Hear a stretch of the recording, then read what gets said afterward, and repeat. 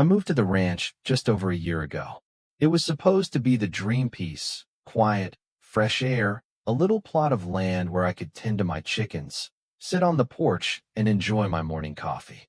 I'd just retired from teaching middle school science after 25 years. The classroom was behind me, and I was looking forward to the simplicity of ranch life. My own little world. Or so I thought. It was a 5-acre plot just outside town, tucked in a private development called Willow Creek Estates.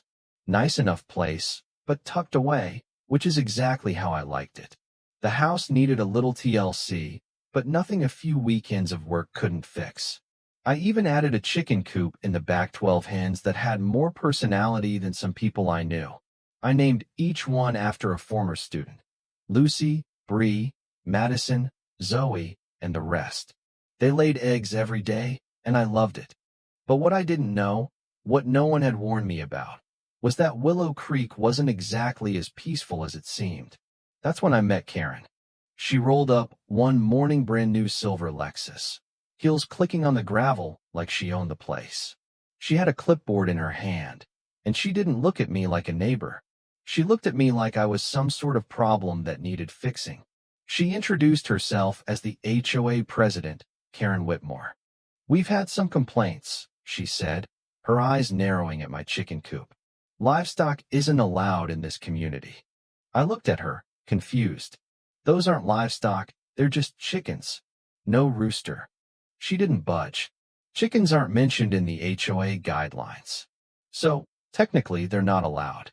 Now, I'm no expert in HOA rules, but I knew enough to know that this was a stretch.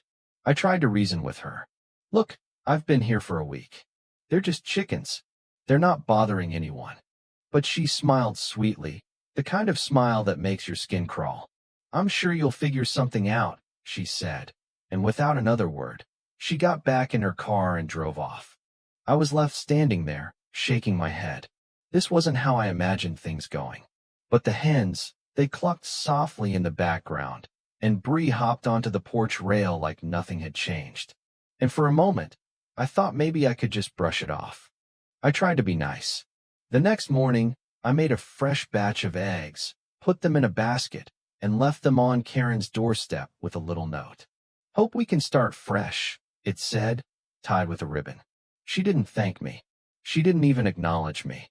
But I figured, all right, maybe things would settle. But that's when the eggs started disappearing. At first, I thought it was just some raccoons. I checked the coop, but there were no signs of predators. And then one morning, I caught sight of her. Karen, wearing a hoodie, sneaking around my yard at 6 in the morning, basket in hand. She opened the coop door and started scooping up eggs. I froze, watching her, unsure of what to do. I didn't say anything at first. Maybe it was a mistake. Maybe she thought I was still offering them to her. But after the 4th morning, I had enough. I installed a trail cam, aimed directly at the coop. And that's when I got the proof. I confronted her later that day as she watered her roses. "Karen," I said, trying to keep calm, "have you been in my yard? My eggs keep going missing." She just blinked at me. "Excuse me." "I caught someone on camera," I said, "stealing eggs from my coop." Her face turned to stone, but she smiled. "Maybe it was a coyote in a hoodie. You should be careful with accusations. The HOA doesn't take kindly to conflict." I stood there, jaw clenched, as she turned and walked away. That's when I realized I wasn't dealing with someone who cared about the rules. I was dealing with someone who liked control. And the eggs, the coop, my quiet lie fight wasn't about any of that. This was about power, and she was trying to take it from me. So, I came up with a plan. I spent the next day preparing my revenge. I took all the eggs I'd let sit out in the sun during a heat wave, eggs I had no intention of using, and I carefully swapped them out in the coop. These eggs had been baking in the sun for 4 days, in the heat, the smell thick enough to knock out a grown man. The next morning, Karen showed up, as expected, hoodie on, basket in hand. She didn't even look around. She was that confident. She picked up every egg in the coop, gave one a little sniff, and walked off. But she didn't notice the smell, the texture, nothing. She didn't realize what I'd done yet. And when the scream came when she opened one of those eggs, and it exploded with the rotten stench, it felt like the world had stopped for a moment. She froze, holding the basket at arm's length like it was a bomb. The eggs hit the ground, one by one, bursting open with the foulest smell you can imagine. Karen ran for the door, screeching, and I just stood there on my porch, watching it unfold. At first, I laughed. It felt good. But then, a part of me started to feel a little guilty.